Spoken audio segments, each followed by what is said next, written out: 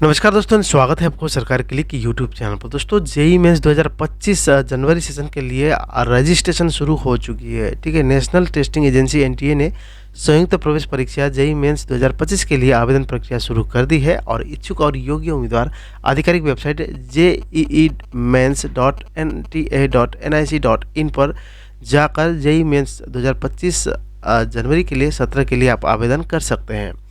JEE mains 2025 के लिए पंजीकरण करने के लिए उम्मीदवार के पास एक वैध ईमेल आईडी होनी चाहिए, एक वैध मोबाइल नंबर होनी चाहिए। ईमेल आईडी प्लस एक मोबाइल नंबर, क्योंकि इसमें ओटीपी जो आती है उसके बाद वेरीफाई होती है, उसके बाद आगे का प्रोसेस होता है, ये करना होता है। ठीक है, आवश्यकता होती है और उम्मीदवार आवेदन प्रक्रिया में अपना अपलोड के लिए आवश्यक जो कि स्कैन किए गए दस्तावेज और महत्वपूर्ण जो विवरण होती है वो अब मैं आपको बताऊंगा नीचे में क्या क्या होनी चाहिए। वो सारा चीज़ को अपलोड करना होता है। और जेईई मेंस 2025 आवेदन भरने के लिए उम्मीदवार को यहाँ पर मैंने पूरा इन्फॉर्मेशन बताया है, उस हिसाब से आप आवेदन कर सकते हैं, इस फॉलो आप कर सकते हैं। ठीक है, तो यहाँ पर ना सबसे पहले आपको इसके लिए आवेदन करने के लिए डॉक्यूमेंट क्या क्या ज़रूरत पड़ेगी तो वो भी हम लोग थोड़ा सा यहाँ पर देख लेते हैं। तो इसके लिए सबसे पहले यहाँ पर आप देख सकते हैं कि आवेदन करने के लिए सबसे पहले आपके पास क्या क्या होनी चाहिए डॉक्यूमेंट और किस यहाँ पर करना होना चाहिए। तो आवेदन करने के लिए आपके पास ये जो वैलिड डॉक्यूमेंट है ये होनी चाहिए।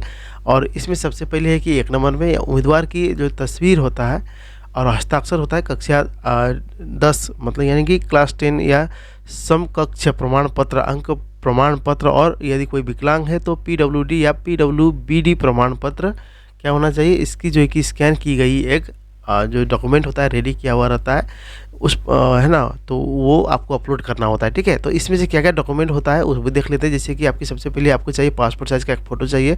तो हाल ही में खींची गई पासपोर्ट साइज़ की जो फ़ोटो होती है वो रंगीन होनी चाहिए।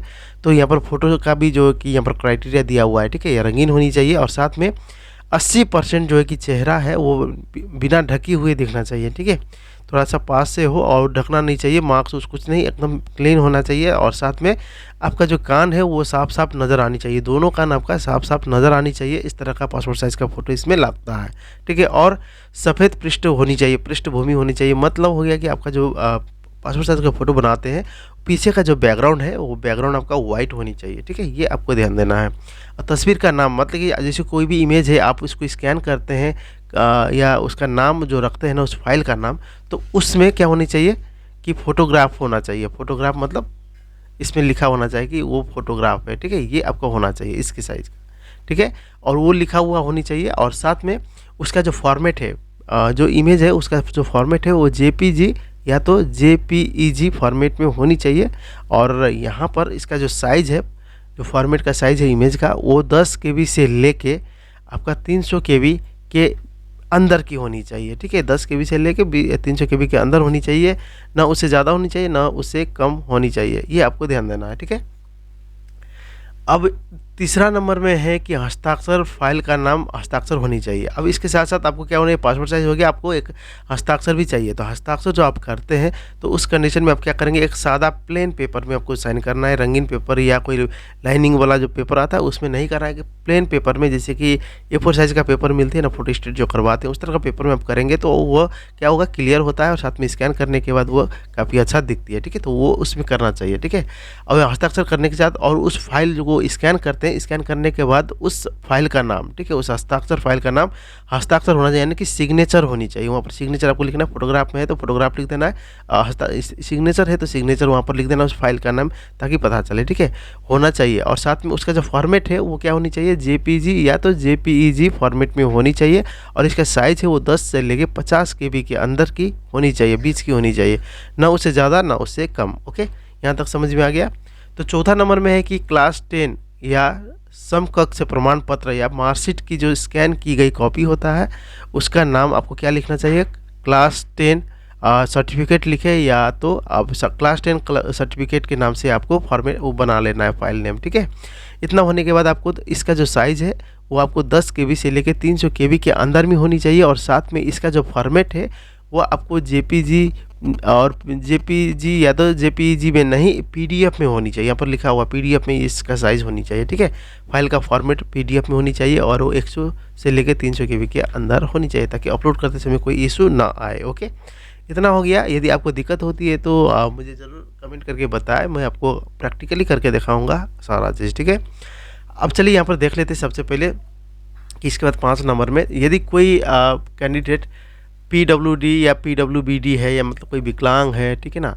शारीरिक रूप से सक्षम नहीं, तो उस कंडीशन में उसके लिए एक प्रमाण पत्र जारी किया जाता है गवर्नमेंट की तरफ से। वो प्रमाण पत्र की स्कैन कॉपी आपको क्या करना होगा, इसमें अपलोड करना होगा। ये विकलांग के लिए सिर्फ, ठीक है? विकलांगता प्रमाण पत्र जैसे कि हैंडीकैप सर्टिफिकेट, आप यहाँ पर उस फाइल का नाम दे सकते हैं यदि है तो, ठीक है? उस कंडीशन में ये सर्टिफिकेट है तो उसका फाइल अभी स्कैन करते हैं तो उस फाइल का नाम क्या होनी चाहिए, हैंडीकैप जो कि पीडब्ल्यूडी लिखे, या तो आप यहाँ पर लिखा है विकलांगता प्रमाण पत्र, तो यहाँ पर हैंडीकैप सर्टिफिकेट लिख सकते हैं, ठीक है? उतना लिखने के बाद तो उस फाइल का जो नाम है वो क्या होनी चाहिए, ये होनी चाहिए, और साथ में उसका जो साइज़ है 10 केबी से लेके 300 केबी के अंदर में होनी चाहिए, और इसका जो फॉर्मेट है वो किस में होनी चाहिए, पीडीएफ में ही होनी चाहिए, ठीक है?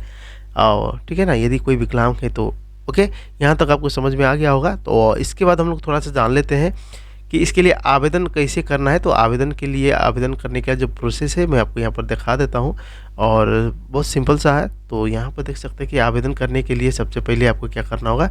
सबसे पहले तो आपको क्या करना होगा, इसका आधिकारिक वेबसाइट है वहाँ पर चले जाना। देखिए आधिकारिक वेबसाइट jemains.nta.nic.in पर जाना होगा, और इतना करने के बाद आपको यहाँ पर देखेंगे होम पेज यहाँ पर दिया हुआ, ठीक है? होम पेज में जाना है, वहाँ पर आपको जेईई मेंस 2025 17/1 के 1 के लिए आवेदन, ऑनलाइन आवेदन पर क्लिक करना होगा आपको, ठीक है? मैं अभी दिखा दूंगा आपको, यहाँ पर क्लिक कर लेना है।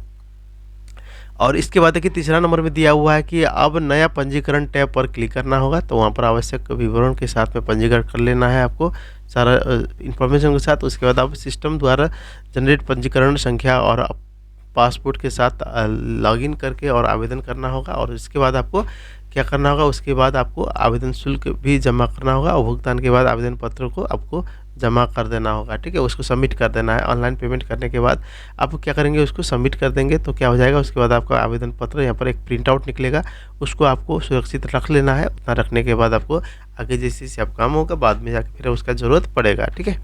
अब इसका पैटर्न देख लेते हैं। 2025 के लिए जेईई मेंस के लिए परीक्षा पैटर्न क्या क्या होनी चाहिए उसके बारे में थोड़ा सा बात करते हैं, ताकि आपको यहाँ पर पता चल जाए। कुछ चेंजिंग हुआ है तो आप यहाँ से देख सकते हैं, ठीक है? सबसे पहले तो जेईई मेंस का जो पैटर्न है यहाँ पर दिया हुआ है, देख सकते हैं परीक्षा का पैटर्न क्या क्या होना चाहिए। तो जेईई मेंस 2025 के लिए पेपर 1 और जो बीई बीटेक पाठ्यक्रम के लिए सामान्य है, और 300 अंकों के लिए 75 प्रश्न होंगे, और सेक्शन ए में 60 बहुविकल्पिक प्रश्न MCQ होंगे, और सेक्शन बी में 15 प्रश्न होंगे जिसके उत्तर देने के लिए संख्यात्मक मानों का उपयोग किया जा सकता है, ठीक है? प्रश्न पत्र CBT मोड में 3 घंटे के लिए आयोजित की जाएगा, और उम्मीदवार को ध्यान देना चाहिए कि NTA ने जेईई मेंस पेपर पैटर्न को अपने पूर्व कोविड-19 प्रारूप में बदल दिया है, और सेक्शन बी में अब केवल 5 ही प्रश्न है जिसमें से सभी अनिवार्य है, और NTA जेईई मेंस 2025 को 2 सत्रों में जनवरी और अप्रैल में आयोजित करेगा। ओके, अब इस भाषाओं में जेईई मेंस का जो है कि यहाँ पर परीक्षा आपके लिए भाषा मायने रखता है, तो उस कंडीशन में आप यहाँ पर अलग अलग भाषा में भी आप आसानी से जेईई मेंस के लिए आवेदन कर सकते हैं। तो यहाँ पर भाषा दिया हुआ है तो वो भी थोड़ा सा हम लोग यहाँ पर देख लेते हैं। तो भाषा की बात किया जाए तो यहाँ पर आप देख सकते हैं, सबसे पहले तो आप यहाँ देख सकते जेईई मेंस 2025 जनवरी परीक्षा 2022 जनवरी से और 31 जनवरी 2025 के बीच आयोजित होने वाली है। यहाँ पर देखेंगे इसका जो टाइम है परीक्षा का वो है कि आपको 2025 में जनवरी 22 से लेके 31 जनवरी तक ये 2025 में होगी, और इस परीक्षा में आपको 13 भाषा को यूज़ किया गया, ठीक है? तो 13 भाषा के साथ आप यहाँ पर क्या कर सकते हैं, इसका एग्ज़ाम दे सकते हैं। सबसे पहले तो यहाँ पर देख सकते हैं कि अंग्रेज़ी है, हिंदी है, असमिया है, बंगाली है, गुजराती है, कन्नड़ है, मलयालम है, यहाँ पर मराठी है, उड़ीसा है और पंजाबी है, तमिल है और तेलुगु है, उर्दू है। इन भाषा में क्या कर सकते हैं आप जेईई मेंस के लिए आवेदन कर, इस भाषा में आप एग्ज़ाम दे सकते हैं, ठीक है ना? तो ये सारा इन्फॉर्मेशन ये रहा कि जेईई मेंस 2025 जो जनवरी में एग्ज़ाम होगी उसके लिए आवेदन चालू हो चुका है, और ये आप यहाँ से चेकआउट कर सकते हैं।